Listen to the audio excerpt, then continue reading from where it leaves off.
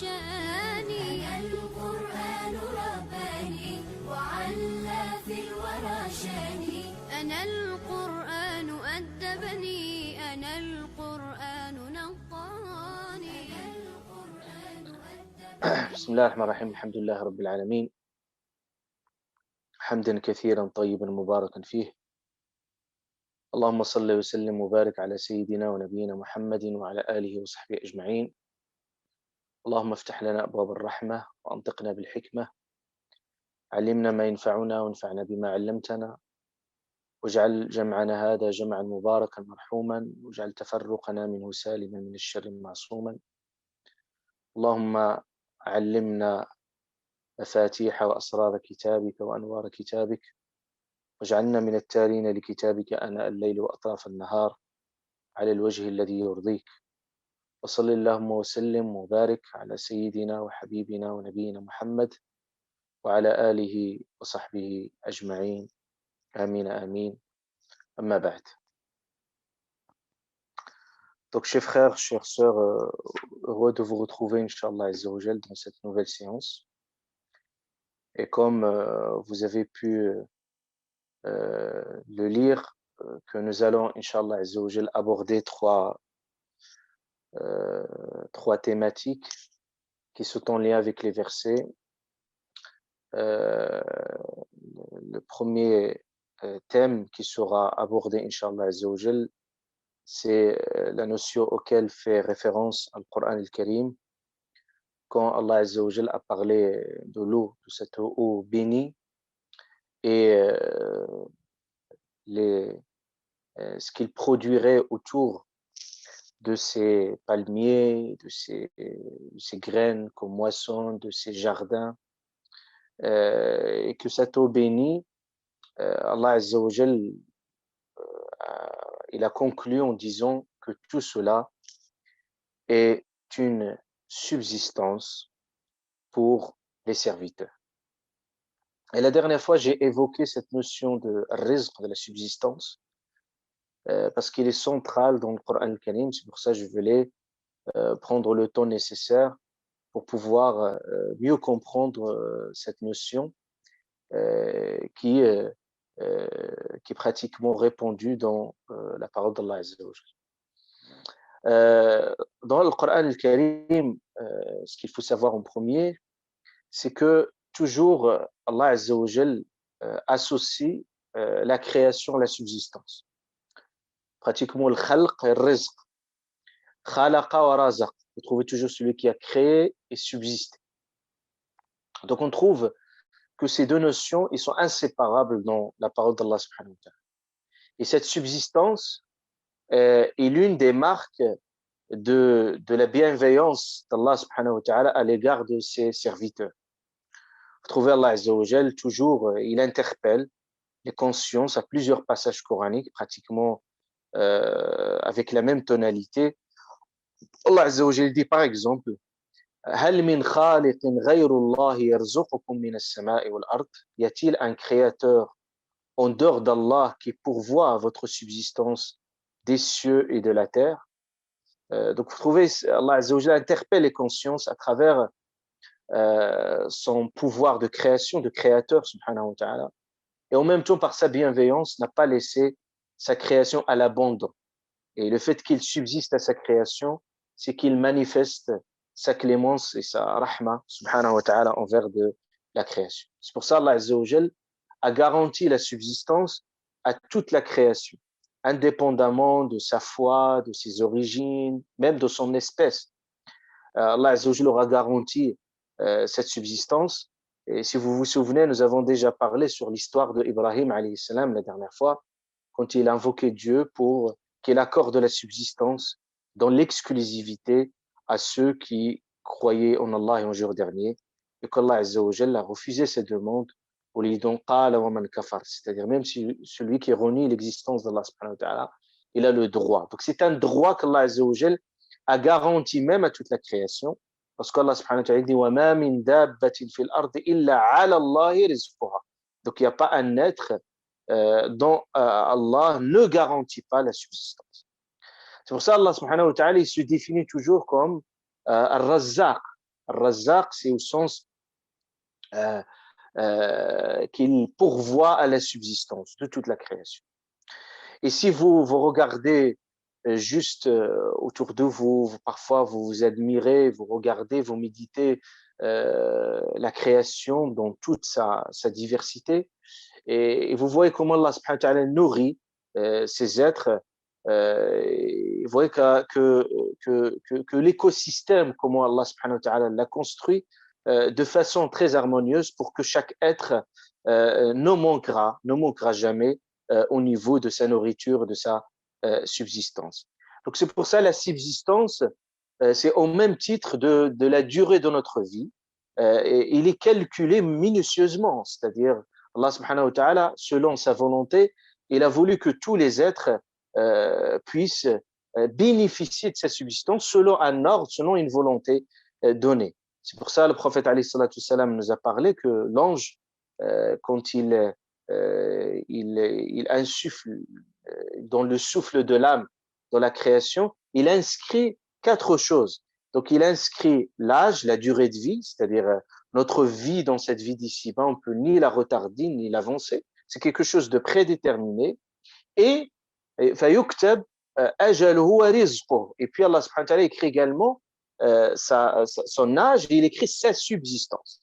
Et est-ce qu'il serait heureux ou malheureux en fonction de ce qu'il puisse agir dans cette vie d'ici-bas le jour du jugement. Vous voyez au point que le prophète alayhi salatu salam, il nous dit que quand même, il nous dit le prophète alayhi salatu salam, لن تموت نفس حتى تستكمل رزقها, c'est-à-dire aucun être ne mourra jusqu'au qu'il épuisera complètement sa subsistance. Donc c'est pour ça, partant de ce principe que la subsistance est garantie par Allah subhanahu wa ta'ala, on est censé avoir une attitude qui est la suivante. C'est quand on recherche cette subsistance qu'Allah subhanahu wa ta'ala a mis à notre disposition, il a mis Allah azza wa jalla l'accès à la subsistance en nous donnant les moyens d'accès à la subsistance dans toutes ses formes. Allah azza wa jalla dit, quand il parlait de la terre, il dit فَامْشُوا فِي مَنَاكِبِهَا وَكُلُوا مِنْ رِزْقِهَا. Allah subhanahu wa ta'ala dit marcher sur terre, dans Surat al-Mulk, marcher sur terre ici, c'est se donner les moyens. C'est-à-dire qu'il faut avoir un mouvement, ne pas rester passif et attendre la subsistance qu'il puisse descendre du ciel. On a cette très belle formule de Sayyidina Omar ibn Khattab radiyallahu anhu, il dit inna as-samaa la tumtiru dhahaban wala fidda. Il dit en fait le ciel ne fait pas tomber ni de l'or de l'argent. Ça veut dire qu'il faut agir, il faut bouger. Par contre, rien que bouger, Allah azza wa jalla dit, regardez cette expression, marcher sur terre, fakulu famshu fi manakibiha wa kulu min rizqihi, et manger de sa subsistance. C'est-à-dire il faut un mouvement, mais Allah azza wa jalla au final c'est lui qui garantit le résultat. Donc la recherche de la subsistance, si on a foi en ce nom d'Allah azza wa jalla divin comme étant Ar-Razzaq. Ar-Razzaq, c'est qui garantit la subsistance. Même Allah subhanahu wa ta'ala dit inna Allah huwa ar-Razzaqu dhul quwwati al-matin. C'est-à-dire il vous donne, il vous le garantit jusqu'au qu'il arrive chez vous. C'est pour ça, en partant du principe qu'Allah subhanahu wa ta'ala est Razzaq, donc nous devons rechercher cette subsistance et ce rizq dans la sérénité. Dans la sérénité, on a la certitude que Allah subhanahu wa ta'ala nous l'a garanti. Et non pas le faire avec engouement. Engouement, la personne va dépasser même les limites et va même aller au-delà de ce qu'Allah subhanahu wa ta'ala a autorisé. Même il pouvait convoitiser, même il pouvait éliminer les autres pour pouvoir toujours arriver à ses propres fins, à cette subsistance. Loin de cela, l'islam nous incite à avoir un autre regard sur l'issue, sur la notion de la subsistance. La subsistance, on recherche tous les moyens qui peuvent être bénéfiques pour l'être humain. C'est-à-dire que ce qu'Allah subhanahu wa ta'ala a garanti pour nous, on l'aura. C'est pour ça, l'un des sages, il disait, éducateur spirituel, il disait, ce qui est à toi, tu l'auras malgré ta faiblesse, et ce qui n'est pas à toi, tu ne l'auras pas avec ta force. c'est-à-dire ce que est à toi, ce qu'Allah subhanahu wa ta'ala a prédestiné pour toi.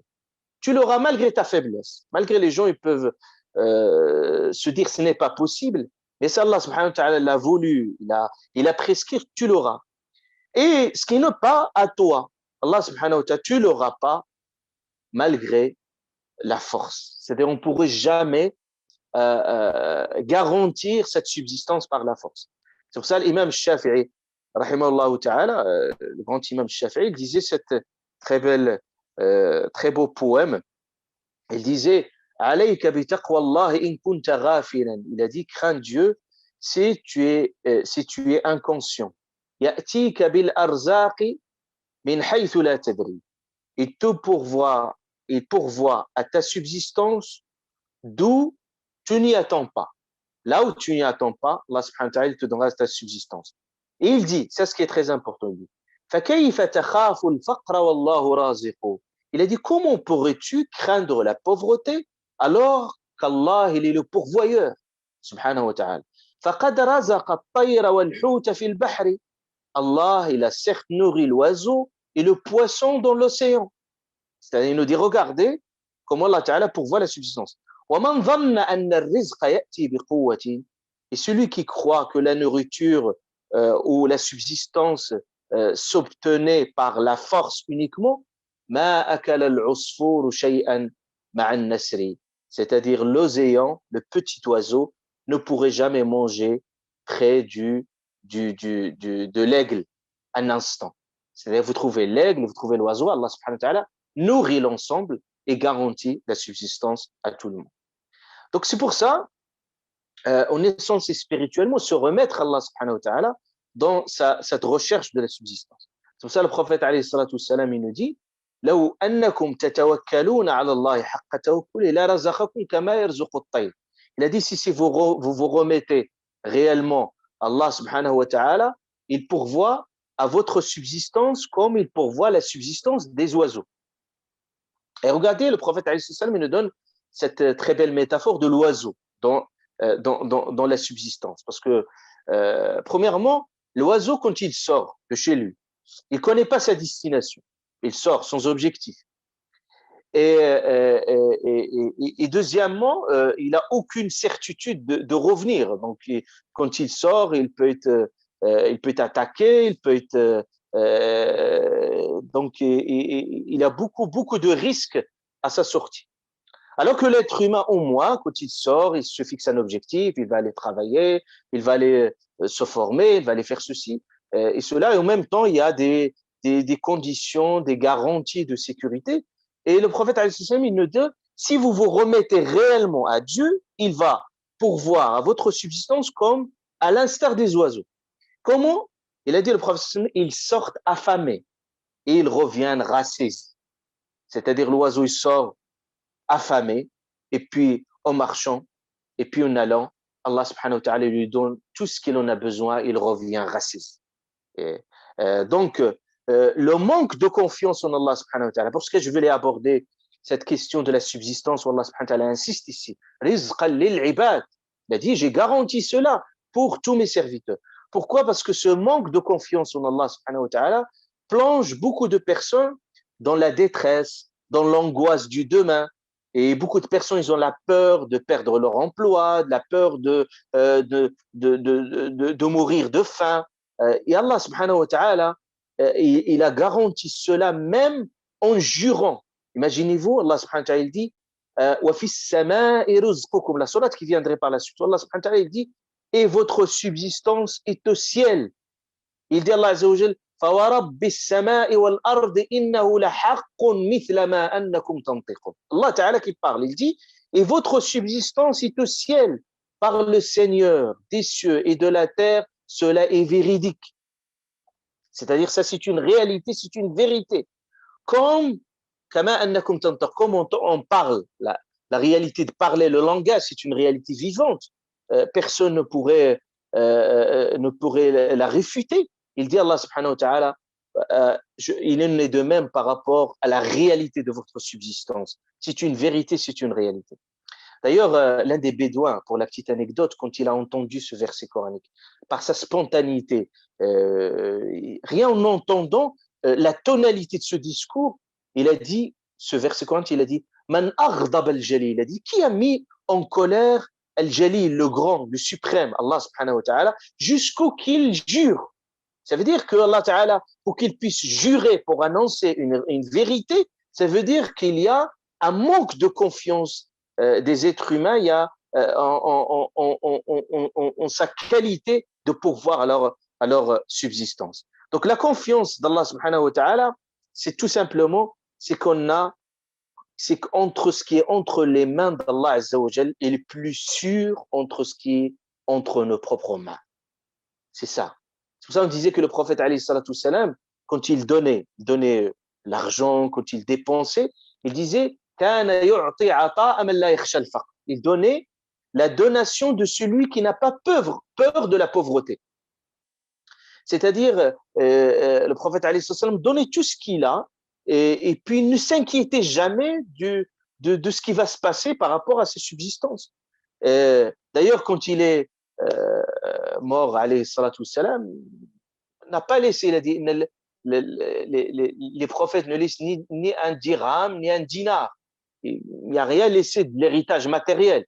Il a laissé un héritage moral, alayhi salatu salam. Mais c'était dans un sens où tout ce qu'il possède, il peut le donner en toute largesse, en toute confiance. Parce qu'Allah subhanahu wa ta'ala, il a la certitude que tout ce qu'il donne, Allah azza wa jal le remplacera en retour. Donc c'est pour ça le rizq, la subsistance, Allah subhanahu wa ta'ala, il exige de nous une responsabilité de dépenser de ce que il nous a donné, nous a accordé comme subsistance. Ça, vous trouvez dans Surat al-Baqarah, les premiers versets coraniques, Allah subhanahu wa ta'ala, quand il cite la qualité des muttaqin, il dit « Wa mimma razaqnahum yunfiqun » c'est-à-dire de ce que nous leur avons donné comme subsistance, ils dépensent. Et imaginez Allah subhanahu wa ta'ala un instant qui nous donne, subhanahu wa ta'ala, sans compter. Subhanahu wa ta'ala, il nous donne, il a les trésors des cieux et de la terre, subhanahu wa ta'ala. Lahu maqalidu as-samawati wal ard, lahu khaza'inu as-samawati wal ard. C'est-à-dire en termes de richesse, Allah subhanahu wa ta'ala donne, subhanahu wa ta'ala, il donne. Et regardez, pour nous encourager à faire le don et à donner de ce qu'il nous a donné, accordé comme subsistance et penser et partager cette subsistance, il nous dit avec une forme de tendresse dans l'expression, il dit Man dha alladhi yuqridu Allah qardan hasanan fayudha'ifuhu lahu wa lahu ajrun karim. Qui peut prêter? Imaginez-vous prêter, quelqu'un il dit vous me prêtez de l'argent. Je donne juste un exemple, quelqu'un qui, hier, il vous a donné beaucoup d'argent, et le lendemain, il vient me dire, prêtez-moi de l'argent. Vous pouvez lui donner sans compter, vous pouvez lui donner avec un grand plaisir. Je le dis, c'est le même qui m'a donné hier. Et Allah Ta'ala détient l'exemple suprême, c'est juste pour vous donner un exemple dans quelle attitude nous devons être quand Allah Subhanahu wa Ta'ala sollicite notre argent. Quand il dit Allah Subhanahu wa Ta'ala, wa atuhum, donnez-leur de l'argent qu'Allah Ta'ala vous a donné. Parce on part d'un principe que cet argent, cette subsistance qu'Allah Subhanahu wa Ta'ala nous a donnée, c'est une responsabilité et nous devons agir en conséquence et penser aux autres. Et Allah Ta'ala nous récompense en retour doublement Subhanahu wa Ta'ala. Également, j'insiste sur un autre point sur la notion de risque, la subsistance. La subsistance n'est pas uniquement matérielle. Parce que beaucoup de personnes, ils voient la subsistance dans son aspect matériel. Certes, la subsistance fait référence au premier abord à l'argent, l'argent qui certes ne fait pas le bonheur comme on le dit, mais ça facilite la vie, ça aide les gens à vivre plus dignement par le fruit de leur travail. Donc l'argent, il est fondamental, il est très important. Et l'humain, par sa nature, il a cet amour de l'argent, c'est un amour naturel. Allah Azza wa Jalla parlait de cet amour qui peut parfois aller dans l'extrême. Allah subhanahu wa ta'ala parlait de l'être humain. Vous aimez l'argent, un amour intense. وإنه لحب الخير لشديد. Allah Ta'ala parlait de l'être humain, il parlait qu'il a un attachement à l'argent et qu'il aime l'argent. Donc, ce n'est pas problématique d'aimer l'argent, mais le problématique, c'est le rapport qu'on doit avoir avec l'argent. Est-ce que l'argent soit juste un outil, un moyen, il devient un but ou un objectif? C'est ça ce qu'il faut comprendre dans ce sens-là. Mais la subsistance dans le Coran al-Karim, ça va au-delà de l'aspect matériel. La subsistance renvoie à toute forme de don, al-ata, toute forme qu'Allah subhanahu wa ta'ala donne. La santé est un rizq, est une subsistance. Et quelle? La santé n'a pas de prix. Les gens ils peuvent donner leur argent, ils donnent toute leur richesse pour jouir de la santé. Donc la santé, si Allah subhanahu wa ta'ala vous a donné la santé, il vous a donné un grand bienfait. Et donc la santé, c'est une subsistance. La science est une subsistance d'un rizq. Donc il n'est pas donné à tout le monde. La bonne compréhension est une rizq. Husn al-fahm est une rizq. La vie qu'Allah subhanahu wa ta'ala nous a accordée est une rizq. Donc le fait qu'on nous respirons, nous sommes en vie, on a une chance, une opportunité de vivre est une rizq.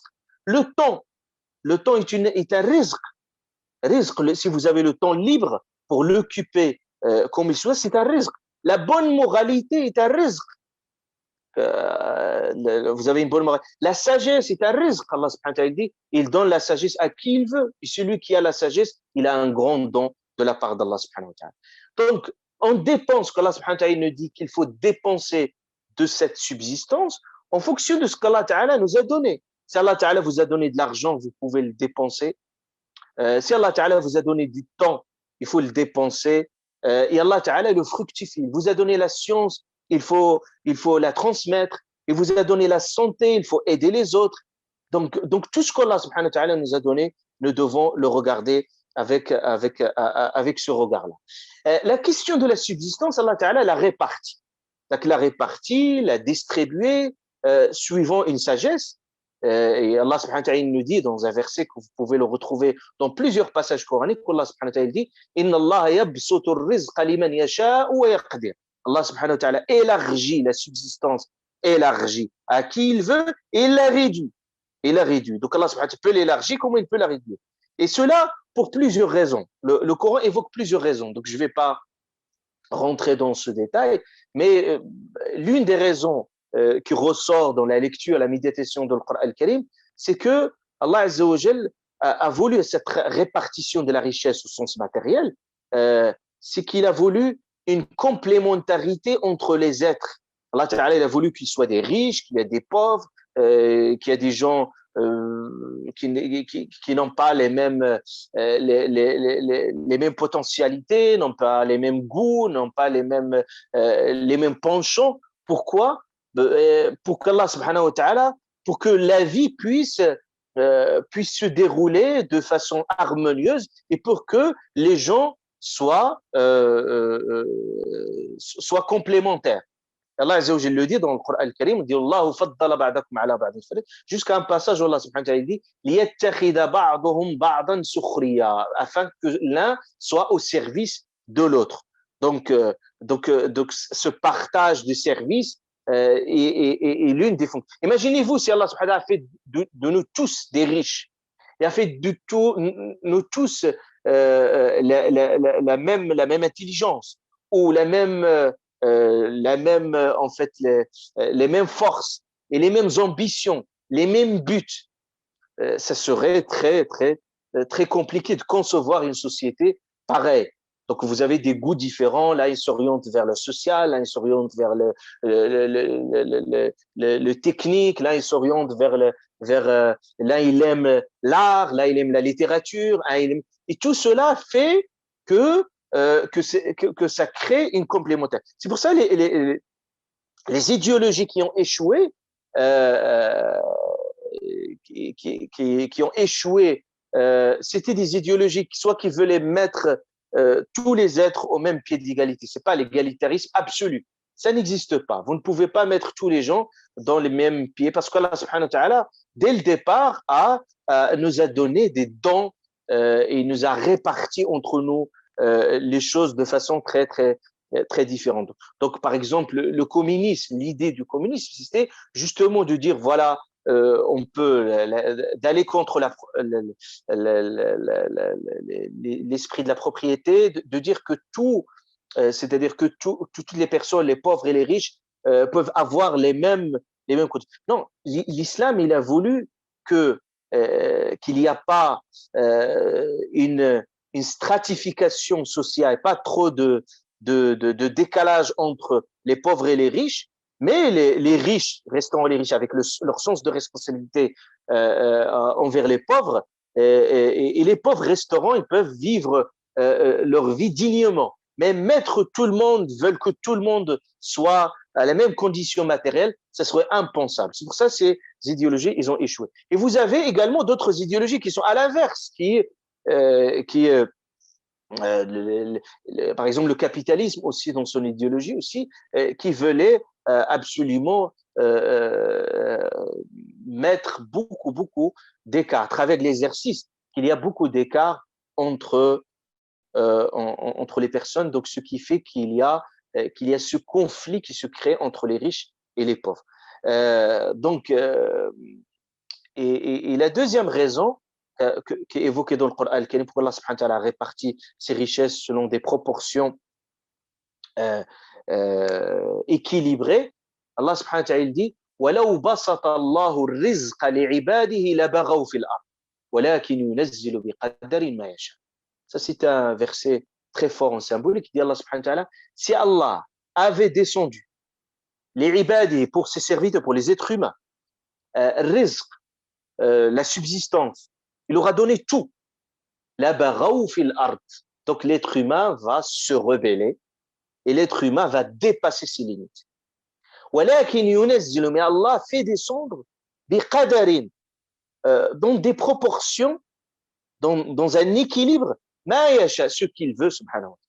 C'est pour ça, Allah Azza wa Jal, de temps en temps, subhanahu wa ta'ala, suivant sa volonté et sa sagesse, soit dans la vie des individus, la vie des nations, des civilisations, Allah ta'ala, par des moments, il peut éprouver les êtres par le manque, le manque de richesse. Et parfois, Allah subhanahu wa ta'ala réduit certaines ressources de richesse, c'est justement pour interpeller la conscience humaine, pour pouvoir un peu rester dans. Imaginez-vous si tout a été accessible et tout a été possible, alors à ce moment-là, l'humain pourrait dépasser complètement ses limites. Mais de temps en temps, Allah subhanahu wa ta'ala envoie des signes pour montrer les limites à l'humain et qu'il ne peut pas aller au-delà de ce que Allah subhanahu wa ta'ala veut dire. Donc, un autre aspect aussi que je veux les souligner, c'est que la richesse ou la pauvreté, ce n'est pas un signe de l'amour d'Allah subhanahu wa ta'ala, de sa colère. Je vous ai cité le verset coranique. Allah Azza wa Jalla, il dit très clairement que quand Allah ta'ala éprouve l'être humain en diminuant de sa subsistance, par exemple, فأما الإنسان إذا ما ابتلاه ربه, dans sourate al-Fajr, Allah subhanahu wa ta'ala dit فأما الإنسان إذا ما ابتلاه ربه فأكرمه, il lui donne la richesse, c'est-à-dire il croit que Dieu l'a honoré, et puis quand il lui réduit cette subsistance, il dit Dieu m'a humilié, et Allah subhanahu wa ta'ala dit Kalla, non, ce n'est pas comme ça qu'il faut raisonner. Donc le raisonnement ni la richesse. D'ailleurs le prophète alayhi salatu wassalam dit si toute la vie avec toute sa richesse, s'il coûtait, il dit un aile de mouche, ma saqal kafira minha jar'ata ma, il ne donnera à boire à aucun ingrat sur terre. Et pour autant, parce que la vie, Allah Ta'ala, l'argent, il peut lui donner à ce qu'il aime et qu'il n'aime pas. Donc, ce n'est pas un signe de distinction. Par contre, si Allah Ta'ala vous donne la foi, c'est qu'il vous a choisi, il vous a élu, subhanahu wa ta'ala. Regardez, quand vous méditez sur ce hadith du prophète, quand il nous dit raka'at al-fajr, les deux raka'at al-fajr, il dit le prophète sallam khayrun min ad-dunya wa ma fiha. Rak'at al-fajr, c'est la sunna, ce n'est même pas salat al-subh l'obligatoire. Il dit deux rak'at al-fajr est meilleur que la vie et de tout ce qu'il renferme. Toute la vie avec toute la richesse, ces deux rak'at auprès d'Allah subhanahu wa ta'ala veulent mieux que toute sa vie. toute la vie avec toute sa richesse. Et vous imaginez ce qui est dans la vie, toute sa richesse, tout ce qui l'englobe. Et pour autant, c'est qu'Allah subhanahu wa ta'ala n'a aucune valeur, la vraie valeur. Et nous allons voir la vraie valeur des choses. Parce qu'aujourd'hui, on est trompé. Parce que c'est pour ça Allah Ta'ala il parlait du regard trompeux de la vie. C'est pour ça Allah Ta'ala il dit il trompe les gens. Parce que parfois on est dans cette forme d'un regard biaisé de ce que c'est que la vie et on se trompe énormément. On croit que c'est la vie. La vraie vie, ce n'est pas celle-là. La vraie vie, c'est la vie dans l'au-delà. C'est pour ça Allah subhanahu wa ta'ala nous parle dans ce verset magnifique où la personne, Yawm al-Qiyamah, quand il rentre, il voit le paradis, il voit tout ce qui est autour. Il dit, ah, laytani. Non, Allah subhanahu wa ta'ala parlait vraiment d'un autre, il parlait d'ailleurs de nafs al-mutma'inna, l'apaisé qui va rentrer au paradis. Il parlait aussi de l'autre catégorie des personnes qui seront, qu'Allah nous en préserve, vouées au châtiment. Et ces personnes, à ce moment-là, à l'instant, quand il voyait tout ça, il dit Ya laytani qaddamtu li hayati. J'aurais souhaité donner tout pour ma vie. Les ulama se sont s'arrêtés sur ce verset coranique. Il dit J'aurais souhaité tout donner pour ma vie. C'est que la vie d'ici-bas, il la considérait même pas comme vie. Mais la vraie vie, c'est la vie de l'au-delà. وإن الدار الآخرة لهي الحيوان لو كانوا يعلمون. Allah subhanahu wa ta'ala dit la vraie vie, la vie vraiment dans toute sa plénitude, c'est la vie dans le delà. Donc ce que je voulais mettre en avant ici, c'est que spirituellement, on doit au niveau de la subsistance, le rapport qu'on doit avoir, on doit déjà ressentir sa provenance qui vient d'Allah subhanahu wa ta'ala. On doit à chaque instant, tout ce qui nous parvient, on ressent que c'est un beau cadeau de la part d'Allah subhanahu wa ta'ala. Et en même temps, on remercie Allah azza wa jalla. C'est-à-dire, on le remercie par signe de reconnaissance de ce qu'il nous offre. Juste pour la petite anecdote, les Arabes à l'époque, le Coran fait référence, quand on leur disait qui pourvoit la subsistance de la création, qui a créé les cieux et la terre, ils disent que c'est Dieu. Quand on leur dit qui pourvoit à la subsistance à votre subsistance, ils disent que c'est bel et bien Dieu. Mais ils refusent de se soumettre à Allah Ta'ala comme signe de reconnaissance. Parce qu'Allah Subhanahu wa Ta'ala continue, je vous donne, je pourvois à votre subsistance, mais il faut se soumettre à lui, un signe de reconnaissance. C'est pour ça que vous trouvez toujours, Allah Subhanahu wa Ta'ala renie cette question de l'adoration et du remerciement. Il dit, par exemple, Allah Subhanahu wa Ta'ala dit, fa'buduhu washkuru lah, adorez-le et remerciez-le. Donc c'était ça le signe de reconnaissance. Et même Allah subhanahu wa ta'ala il dit aux Arabes qui adoraient certains statues, il leur dit ces statues, vous adorez en dehors d'Allah des statues qui ne possèdent aucune subsistance pour vous. Par exemple dans Surat l'Araignée, Allah subhanahu wa ta'ala il dit vous adorez en dehors d'Allah des statues qui ne possèdent aucune subsistance pour vous. Cherchez la subsistance auprès de votre Seigneur. L'attitude qu'on doit avoir, c'est ce que nous a enseigné notre prophète bien-aimé sallallahu alayhi wa sallam quand il dit ce beau dua, il dit Allahumma ma asbaha bi min ni'mati aw bi ahadin min khalqik faminka wahdaka la sharika lak falak alhamdu wa lak ash-shukr. Oh Allah, tout ce qu'il me parvient comme subsistant, comme bienfait de toi, ou par l'intermédiaire de l'un de tes serviteurs, par l'intermédiaire. Ça veut dire qu'on sait que cette personne qui nous a donné n'est qu'un intermédiaire, qu'Allah subhanahu wa ta'ala a mis à notre service. Mais c'est comme un facteur qui vient, mais vous ne voyez pas le facteur en soi, mais vous le voyez, celui qui l'a envoyé, ce qui est Allah subhanahu wa ta'ala. Il dit, tout ce qui me parvient comme bienfait de toi, ou par l'intermédiaire de l'un de tes serviteurs, il provient de toi. ما أصبح بي من نعمة أو بأحد من خلقك فمنك وحدك, il provient de toi, tu es l'unique, لا شريك لك, il n'y a pas d'associé à part toi, فلك الحمد ولك الشكر, et dire que Allah, tu mérites toute ma reconnaissance, subhanahu wa ta'ala. Comment pourvoir à cette subsistance? Vous voyez que l'islam ne donne pas juste aux aspects techniques, aux recherches de la subsistance, certes qu'il faut le faire, mais aussi il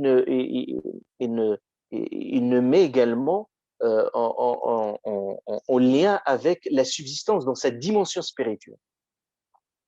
Sa dimension spirituelle, on peut imaginer comment Allah Ta'ala relie la subsistance avec, par exemple, la crainte de Dieu. Allah Ta'ala dit وَمَنْ يَتَّقِ اللَّهَ يَجْعَلْ لَهُ مَخْرَجًا وَيَرْزُقْهُ مِنْ حَيْثُ لَا يَحْتَسِبُ وَمَنْ يَتَوَكَّلْ عَلَى اللَّهِ فَهُوَ حَسْبُهُ وَمَنْ يَتَّقِ اللَّهَ يَجْعَلْ لَهُ مَخْرَجًا. Donc celui qui craint Dieu, Allah Ta'ala lui donne toujours une issue favorable. وَيَرْزُقْهُ dans Surat al-Talaq, Surat le divorce, vous pouvez revenir à ce verset coranique. Il dit وَمَنْ يَتَّقِ اللَّهَ يَجْعَلْ لَهُ مَخْرَجًا وَيَرْزُقْهُ مِنْ حَيْثُ لَا يَحْتَسِبُ. Il lui donne cette subsistance là où il ne s'attend pas. Donc il y a une forme de subsistance. Quand on craint Dieu, Allah Ta'ala, il te donne une source d'argent, une source de subsistance, comme l'a dit dans toutes ses formes, là où tu ne t'attends pas. Se remettre à Allah Azza wa Jal, comme on a vu. Quand quelqu'un, celui qui se remet à Dieu, Allah Ta'ala le suffit. L'istighfar, le fait de multiplier, de dire astaghfirullah, astaghfiru rabbakum, le fait de multiplier l'istighfar, de demander le pardon auprès de Dieu. Ça semble une formule banale, mais dans sa profondeur, ça nous donne la subsistance. Ne pas convoiter dans l'illicite, donc pas rechercher la subsistance par n'importe quel moyen. Purifier sa source d'argent, donc on purifie sa source d'argent. Le don, quand on donne fi sabilillah, wa ma anfaqtum min shay'in fa huwa yukhlifu, cela, ça accroît encore cette subsistance. Renouer le lien de parenté. Il dit, le prophète alayhi salatu wasallam, man ahabba an yubsata lahu fi rizqihi wa yunsa'a lahu fi atharihi falyasil rahim. Celui qui veut qu'Allah élargisse sa subsistance, qu'il renie le lien de parenté, qu'il a un lien très fort avec sa famille, avec ses parents, etc. Ça, c'est parmi les moyens. Silat al-Rahim, le fait de faire Silat al-Rahim, à renier le lien de parenté en toutes circonstances, cela accroît la subsistance. Mais quand on parlait, Allah Ta'ala a parlé de cette subsistance ici dans la Védicima, il nous a parlé de la subsistance. Et quand il parlait de l'akhira, de l'au-delà et du paradis, il parlait de la subsistance ici. Rizq, dans l'au-delà. Mais c'est deux champs différents et c'est comparé l'incomparable. Premièrement, le rizq, la subsistance dans cette vie d'ici-bas, c'est peu. Tout ce que vous pouvez avoir, c'est peu en vous comparant aux autres. Deuxièmement, c'est quelque chose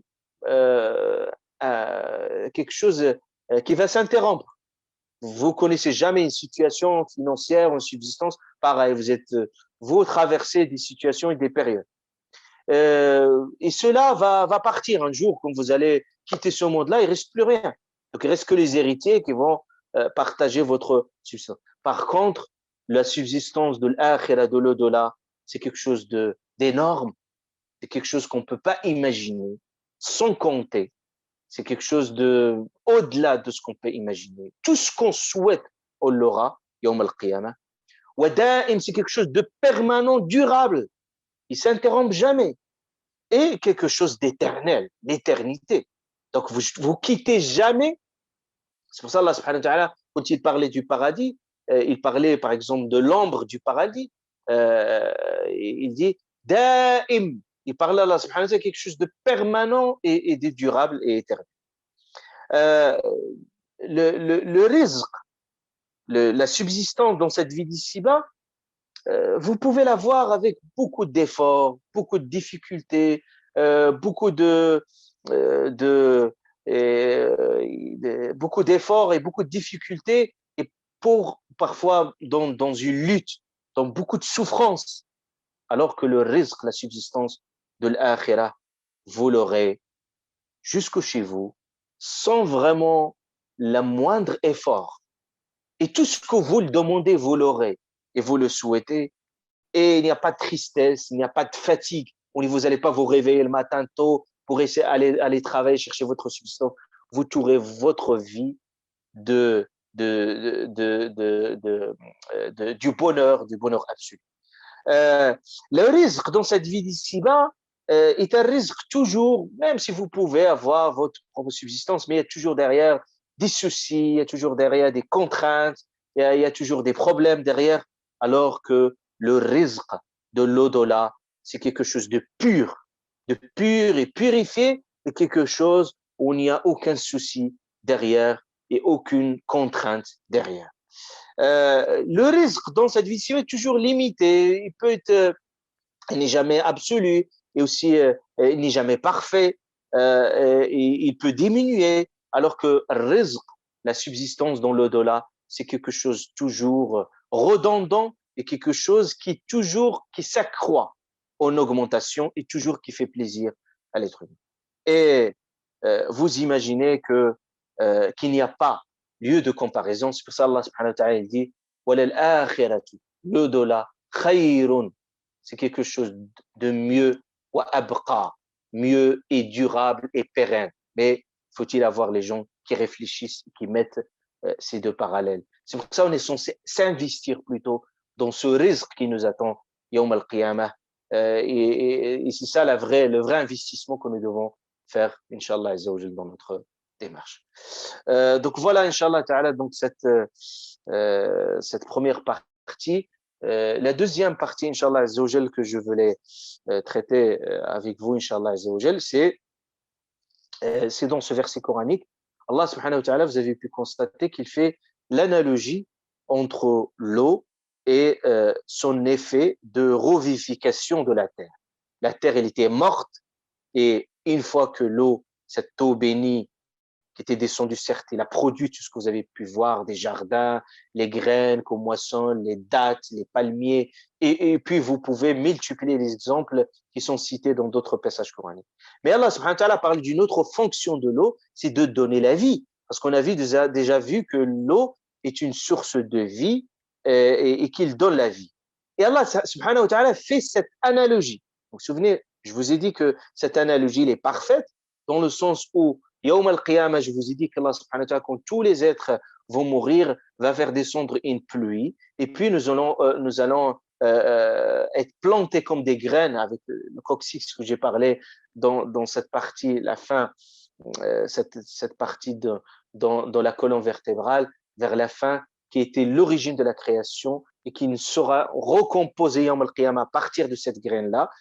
Donc cette eau, quand il va descendre, il va faire pousser les êtres à nouveau. Donc Allah subhanahu wa ta'ala, il nous donne pratiquement, pour démontrer la véracité du jour de la résurrection, en donnant cette métaphore de l'eau. Et c'est ça ce qu'on appelle un raisonnement par analogie. Et vous trouvez cette pédagogie coranique très redondante dans le Coran al-Karim, où il consiste quoi cette pédagogie? Il consiste en partant d'une réalité vivante, une réalité concrète, visible. Par exemple, l'eau, il descend, on voit que la terre a séché et d'un seul coup, on voit qu'il pousse en termes de végétation, on voit qu'il y a une vraie vie qui est ressentie, qui est palpable, visible, qu'on la voit, qui est concrète. Donc Allah subhanahu wa ta'ala met en parallèle cette réalité concrète, visible et vivante avec une autre réalité de la résurrection, c'est plutôt mystérieuse, plutôt abstraite, plutôt invisible, à savoir la vie de l'au-delà. Donc ce raisonnement par analogie qui est un procédé pratiquement naturel, c'est le fonctionnement de l'être humain. Toujours on compare de réalités avec des similitudes proches. Et cette pédagogie, on la retrouve, ce qu'on appelle la pédagogie par l'exemple, ou la pédagogie par la métaphore, auquel fait référence le Coran beaucoup. Ça aide à mieux comprendre, à mieux expliquer les phénomènes. Parce que quand les phénomènes sont abstraits, ils ne sont pas saisissables, c'est très très difficile de les théoriser, de les comprendre. Donc c'est pour ça le Coran al-Karim utilise cette pédagogie qui consisterait à faire ce raisonnement par analogie, qui consisterait vraiment à mettre deux dimensions, le mettre en comparaison, l'une qui est visible, qui est touchée, concrète, et l'autre qui est plus abstraite. Et à travers cette analogie, on peut mieux comprendre et approcher les phénomènes et mieux les clarifier davantage. C'est pour ça que vous trouvez dans le Coran al-Karim, Allah Ta'ala donne plein d'exemples. Et ces exemples, toujours par analogie. Vous trouvez des exemples où Allah subhanahu wa ta'ala il les cite dans plusieurs passages coraniques. Allah Azza wa Jalla dit وَتِلْكَ الْأَمْثَالُ نَضْرِبُهَا لِلنَّاسِ وَمَا يَعْقِلُهَا إِلَّا الْعَلِيمُ. Ce sont des exemples que nous donnons aux gens et ils ne saisissent le sens profond que les gens qui sont doués de raison. Par exemple, Allah Ta'ala, quand il cite sa lumière, la lumière d'Allah, il nous donne l'exemple de la lanterne, il nous donne l'exemple de lanterne, quand il nous donne l'exemple de l'arbre, comme vous avez vu, avec la parole, quand il nous donne la métaphore de la vie avec de l'eau. Vous voyez l'exemple qu'il a donné par rapport aux hypocrites quand il a donné l'eau. Et on a expliqué pourquoi, pour quelle raison. Donc ce langage, c'est un langage, ça, coranique, c'est un langage implicite. Ce n'est pas explicite, mais c'est implicite. Parce qu'il reprend des signes, ces signes qu'il faut les lire, qu'il faut les déchiffrer, dire quel est le lien entre ces deux réalités, entre la résurrection et entre la réalité de Dieu. Et à ce moment-là, on peut savoir, on trouve plein d'exemples. Et d'ailleurs, c'est un langage universel. C'est pour cette raison, on trouve que ce langage de ce procédé par analogie, on le trouve même dans les signes partout. Par exemple, prenez juste un exemple. Par exemple, les panneaux de signalisation, par exemple, dans le code de la route, par exemple. Dans le code de la route, vous trouvez que chaque forme, il contient un message, un signe, des couleurs. Par exemple, le rouge, il symbolise l'interdit. Le vert, ce qui est autorisé. L'orange, ce qui est entre les deux. Le rectangle, quand il est forme de rectangle. Quand il est forme de losange. La vitesse, à quel moment. Et vous trouvez toujours des similitudes. Et tout le monde se reconnaît, même si vous n'avez pas la même culture, mais vous pouvez vous reconnaître dans ces signes qui sont pratiquement universels, dans des signalisations. Vous savez que ça c'est interdit, ça c'est qu'il ne faut pas le faire. Quelque chose de barré, je sais que ça c'est quelque chose de très dangereux. Et vous trouvez même par exemple, dans les études aujourd'hui, dans la psychologie ergonomique, et qu'il y a des études très sophistiquées où j'ai pu vraiment assister à plusieurs recherches dans ce sens-là, dans un laboratoire et qui était composé d'informaticiens, aussi de mathématiciens, des psychologues ergonomes. Et vous avez des études très, très, très poussées qui essaient de reprendre la correspondance entre le signe et le message. Par exemple, je donne juste un exemple. La métaphore du bureau, par exemple. Vous avez votre ordinateur, le bureau. C'est une métaphore. Le bureau, c'est là où on range. Mais on a pris cette métaphore-là où tout le monde se reconnaît qu'il y a un bureau, qu'il y a un dossier. Mais c'est un ordinateur. Et pourtant, le bureau, c'est pas quelque chose de matériel. Mais pour autant, la matérialiser dans un outil informatique, vous avez une poubelle. On sait que ce signe-là, une poubelle, ça veut dire qu'il faut jeter des dossiers, qu'il faut les supprimer, etc., etc. Donc, ce raisonnement par analogie est l'un des raisonnements, pourquoi j'y insiste, parce que déjà, il est très présent dans le Coran al-Karim, et on va voir plein d'exemples, Inch'Allah Ta'ala, par la suite. Mais ce raisonnement par analogie, ce qu'il faut savoir, c'est l'un des principaux sources de la législation du droit.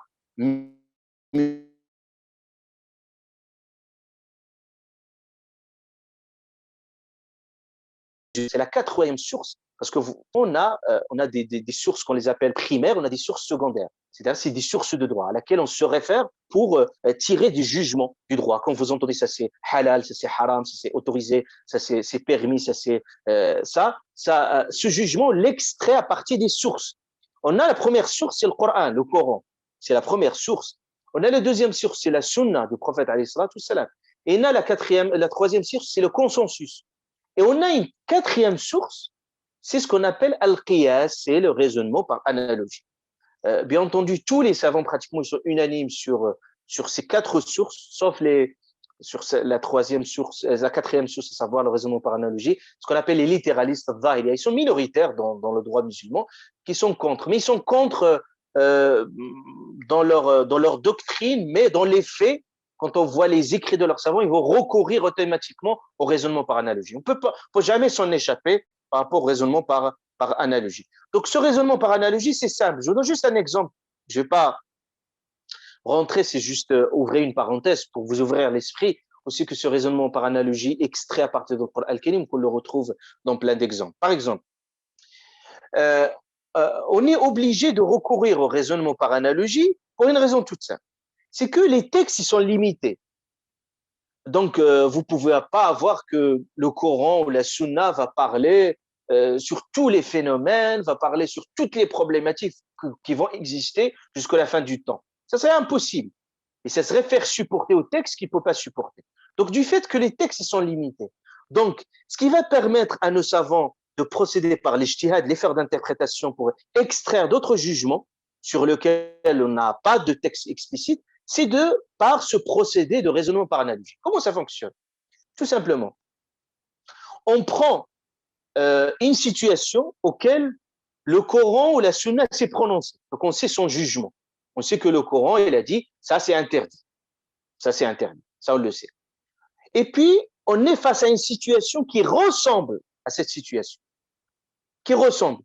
Mais auquel le Coran n'a pas fait référence explicitement. Mais on sait qu'il ressemble. Il y a une opération très délicate et très difficile auquel les savants procèdent. C'est pas quelque chose de simple. Il faut vraiment un effort d'être un mujtahid, c'est-à-dire au sens un uridi, pour pouvoir faire cette opération de raisonnement par analogie. Parce qu'il y a des raisonnements aussi par analogie qui sont faux. Quand on compare l'incomparable, vous mettez deux choses, vous les comparez, il n'y a pas de similitude, c'est très lointain, c'est ce qu'on appelle qiyasun ma'al fariq. On fait une comparaison, mais il y a beaucoup de différences. Mais quand il y a beaucoup de similitudes, 80 à 90% entre les deux situations, là, à ce moment, vous pouvez procéder par raisonnement par analogie. Je donne un exemple. L'islam a interdit le vin, par exemple. Ben, on sait qu'on a un texte qui a interdit le vin. Allah subhanahu wa ta'ala, le texte, il est clair. Donc, il est explicite. Donc, c'est pas équivoque, il n'est pas sujet d'interprétation. Donc, les textes, ils sont tellement explicites là-dessus. Maintenant, on est face à une situation aujourd'hui. On a, par exemple, la drogue, la cocaïne, et toute forme de ces drogues qu'on trouve aujourd'hui. On va se poser la question, est-ce que le Coran a parlé de la cocaïne, de la drogue? Non, on n'a pas de texte.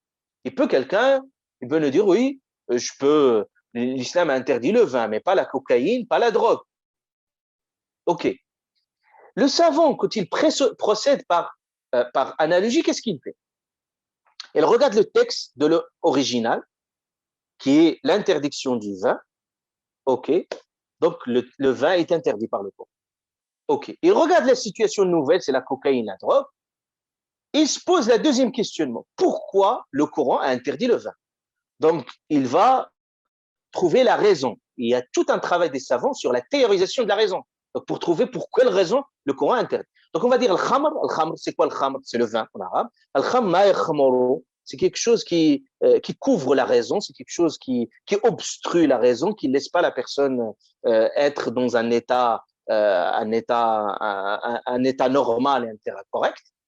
Donc, ils disent que l'illa al-iskar, ils disent en fait la raison de l'interdiction, c'est en fait c'est cette raison qui empêche l'iskar, c'est-à-dire que c'est quelque chose qui obstrue le raisonnement. Donc, ils disent, maintenant, deuxième opération, on va chercher à ce que dans la cocaïne, ça se vérifie, cette question. Oui, ça se vérifie même encore doublement, encore pire. Ça veut dire que, en fait, ici, on a encore la légitimité de recourir au raisonnement par analogie du fait que la cocaïne aurait encore l'effet triple, double que al-khamr. Et en procédant par analogie, le savant va dire que la cocaïne est interdite par la même raison que al-khamr elle a été interdite. Et vous trouvez plein d'exemples dans tous les domaines où les savants procèdent par analogie pour faire cette comparaison. Donc, c'était juste entre parenthèses pour vous dire, Allah subhanahu wa ta'ala ici, qu'est-ce qu'il a dit? Il a dit كَذَلِكَ الْخُرُوجِ. Il a dit pareil se fera la résurrection. Quand il a parlé de ça, il a dit pareil. C'est-à-dire pareil que vous avez vu l'eau qui a ressuscité, vous trouvez la même chose que la vie de l'au-delà. Allah subhanahu wa ta'ala va ressusciter les morts. Et je finis, Inch'Allah ta'ala, très brièvement, les peuples qu'Allah subhanahu wa ta'ala a cités. Il dit Allah Azza wa Jalla, avant eux, le peuple de Noé. Donc Allah subhanahu wa ta'ala va énumérer, je ne vais pas rentrer dans le détail, vous pouvez revenir le Coran al-Karim a cité pratiquement ces peuples dans le détail près. Nous n'allons pas rentrer dans chaque peuple, ça prendrait énormément de temps. Mais tout ce qu'il faut savoir, que ces peuples qui sont cités, c'est des peuples qu'Allah Ta'ala a anéantis pour plusieurs raisons. On va évoquer quelques-uns, mais au moins, quand vous passez par ces peuples, Allah Ta'ala les cite. Parfois, il cite certains, il cite d'autres en fonction des contextes et des situations. Mais le premier peuple qu'Allah Ta'ala a cité, c'est Noé. Et Noé, vous connaissez l'histoire de Nuh alayhi salam et le déluge qui est connu, Nuh. Allah Ta'ala aussi, il a cité le deuxième, il a cité les gens de Ras. Juste, je vous évoque qui sont ces gens-là, très brièvement, mais on ne va pas rentrer dans le détail. Les gens de Ras ici, Ras en langue arabe, il signifie quoi? Il signifie le puits qui est construit avec de la pierre. C'est ça, Ras. Et ce peuple, c'était qui? Pourquoi on l'appelait les gens de Ras? Si on fait référence à ce puits. Donc, on disait que c'est un peuple des restes de Thamoud. Thamoud, c'est un peuple, on disait qu'ils ont tué leur prophète et ils l'ont mis dans ce puits-là. Donc, c'est pour ça, Allah subhanahu wa ta'ala parlait des gens de Ras. Ils ont mis leur prophète dans ce puits-là. Et d'ailleurs, ces gens de Ras, ils sont cités dans le Coran al-Karim 2 fois. Ils sont cités dans ce passage coranique. Ils sont cités dans Surat Al-Furqan. Ils sont cités 2 fois. Le troisième peuple qu'Allah Ta'ala cite, c'est le peuple de Thamoud. Le peuple de Thamoud, c'est le peuple du prophèt Saleh, et vous connaissez l'histoire de la chamelle qui ont tué la chamelle d'Allah subhanahu wa ta'ala. Et Allah Azza wa Jal a anéanti ce peuple par sayha, donc aussi par une forme de punition. Également, vous avez quatrième catégorie de Ad. Ad, ça c'est le peuple de Houd. Donc, un autre prophète qui s'appelle Houd. Donc, et puis ce peuple aussi, il a été anéanti, puni par le vent. Vous trouvez Allah subhanahu wa ta'ala aussi une sourate voilà, qui cite que de ce vent qui soufflait très, très, très fortement, qui les a anéantis. Vous trouvez Pharaon. Allah ta'ala cite spécifiquement Pharaon. Pharaon ici, c'est le tyran de l'Égypte, qui est connu. Allah ta'ala le cite comme exemple. Allah Ta'ala parlait aussi les frères de Lot. Lot, vous connaissez l'histoire de Lot, et puis donc ici, il faisait partie de Sadoum. C'est pour ça qu'on parle de sodomie, au sens qui sont liés à cette tribu. Et Lot, on parlait les frères de Lot, parce que le prophète leur a été envoyé. L'Aïka, et vous avez également un autre peuple, l'Aïka. L'Aïka, en arabe, en fait, c'est l'arbre, c'est les arbres. Et c'était un village entouré des arbres et des jardins, entouré des arbres et des jardins. Et c'est pour ça on l'appelait ashab, on l'appelait l'Aïka ici, au sens toujours le Coran parfois quand il venait nommer des peuples sont référence à l'endroit, sont référence à leur environnement, et comme ici est le cas. Et ces personnes, Allah Ta'ala les a anéantis également par des formes de nuages qui les a détruits. Et vous avez le peuple de Toubba, auquel ils sont cités une seule fois dans le Coran ici, le qawm de Toubba. Toubba ici, c'était un roi au Yémen. C'était un roi qui était toujours, qui appelait toujours son peuple vers la foi. Et puis voilà, après sa mort, son peuple, ils ont renié leur foi. Allah subhanahu wa ta'ala parlait de ce peuple-là. Tous, c'est quoi le point commun entre eux tous? Allah subhanahu wa ta'ala, il dit, tous traitèrent les messagers de menteurs, c'est ainsi que ma menace se justifia. Donc Allah subhanahu wa ta'ala, il parle ici explicitement que la raison qui a justifié la punition de ces peuples-là, c'est qu'Allah Ta'ala leur a accordé beaucoup de chances, beaucoup d'opportunités. Ils ont traité les messages d'Allah Azza wa Jal de mensonges. Et c'est à ce moment-là qu'Allah Subhanahu wa Ta'ala, sa menace se justifia. Et vous trouvez dans d'autres versets coraniques qu'Allah Ta'ala parle de tout ce qu'il a fait pour ces peuples. Surat, par exemple, revenez surtout à Surat Hud. Hud, c'est une sourate que le prophète, Shayyabatni Hud, tellement que c'est une sourate qui parlait de la punition de ces peuples que le prophète alayhi salatu wassalam, il ne maîtrisait pas quand il voyait. Il a dit shayyabatni, jusqu'au que j'ai eu les poils blancs, tellement qu'il écoutait alayhi salatu wassalam cette sourate shayyabat, parce qu'aussi il parlait de comment Allah Ta'ala anéantit ces peuples. Et dans sourate l'araignée, verset 40, Allah Ta'ala résume tout ce qu'il a fait pour ces peuples. Il dit ne saisissâmes donc chacun pour son péché. Donc chaque peuple a été saisi par son péché. Et il y en a sur qui nous envoyâmes un ouragan. Il y en a qui étaient envoyés détruits par des ouragans. Il y en a par le cri. Donc c'est un cri alarmant qui les a saisis. Il y en a que nous fîmes engloutir par la terre. Il y a déjà qu'ils étaient tremblements par terre. Il y en a que nous noyons, c'est-à-dire qu'Allah subhanahu wa ta'ala, comme le peuple de Noé. Cependant, Allah n'est pas tel à leur faire du tort, mais ils ont fait du tort à eux-mêmes. Allah Ta'ala, toujours, il parle qu'il n'a jamais commis d'injustice pour eux. Pour quelles raisons Allah Ta'ala a anéanti ces peuples? Il y a plusieurs raisons dans le Coran, je ne vais pas trop rentrer dans le détail. La première des choses, c'est la question de traitement du mensonge de tous ces prophètes. Parfois même, certains, ils ont tué leurs prophètes. Donc ça, c'est la première raison. La deuxième raison, vous trouvez dans le Coran al-Karim, c'est la raison de l'injustice. Il y a beaucoup d'injustice. Et une autre raison, c'est la corruption sur terre et aussi le dépassement de toutes limites-là. Peut-être à un autre moment, on pourrait évoquer ces questions-là. Mais retenez, pourquoi Allah subhanahu wa ta'ala cite ce verset. N'oubliez pas que Allah ta'ala leur parle ici, les avertit. Vous trouvez dans un autre passage de la même sourate, Allah subhanahu wa ta'ala va leur montrer attention. C'est ça, on parlait depuis le début que le Coran al-Karim, c'est un avertissement. Donc, il les avertit, il dit attention, regardez les peuples avant vous, qu'ils ont traité ce message de mensonge et voilà le résultat. Donc, faites attention à cela. Donc, c'est une menace et on trouve, vous trouvez également qu'Allah subhanahu wa ta'ala parle avec une tonalité très, très, très forte pour les mettre en garde. Donc, je m'arrête à ce niveau-là. استغفروه سبحانك اللهم وبحمدك اشهد ان لا اله الا انت استغفرك واتوب اليك سبحان ربك رب العزه عما يصفون وسلام على المرسلين الحمد لله أنا القرآن يسري في شراييني ووجداني أنا نبت بحفاظ جليل القدر والشان لهم نور يعانقهم يضاهي شمس أزماني